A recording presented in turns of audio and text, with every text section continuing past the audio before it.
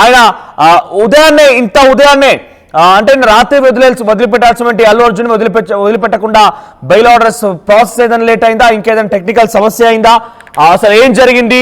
అల్లు అర్జున్ రాత్రంతా చెంచల్గూడ జైల్లోనే ఉంచారు పోలీసులు. ఉదయాన్నే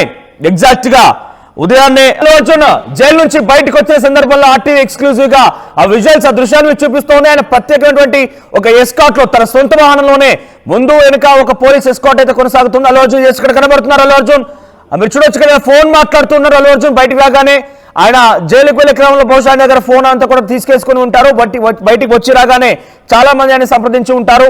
అక్కడ మెగా స్టార్ కానివ్వండి, లేదంటే పవన్ కళ్యాణ్, నాగబాబు గారు కూడా అల్లు అర్జున్ కి సపోర్ట్ గా నిలిచారు. అంతా కూడా అల్లు అర్జున్ నివాసానికి చేరుకున్నారు. నిన్న హుటాహుటిన ప్రభుత్వ కార్యక్రమాన్ని కూడా ముగించేసుకొని మధ్యలోనే బ్రేక్ చేసుకొని పవన్ కళ్యాణ్ కూడా హైదరాబాద్ బయలుదేరిపోయారు. వీరంతా కూడా అల్లు అర్జున్ కోసం చాలా ప్రయత్నాలు చేశారు బయటకు తీసుకోవడం కోసం. అటు కోర్టు వాదనలు కూడా ఉత్కంఠభరితంగా, నరాలు తెగే ఉత్కంఠ ఏ రకంగా అయితే ప్రత్యేకంగా అల్లు అర్జున్ అభిమానులు కానివ్వండి, చూసేటువంటి వ్యూవర్స్ లో కలిగిందో అంతకు మించి ఏకంగా కుటుంబ సభ్యులే కాబట్టి వాళ్ళలో ఎటువంటి టెన్షన్ ఉంటుందో ఒకసారి భావించండి.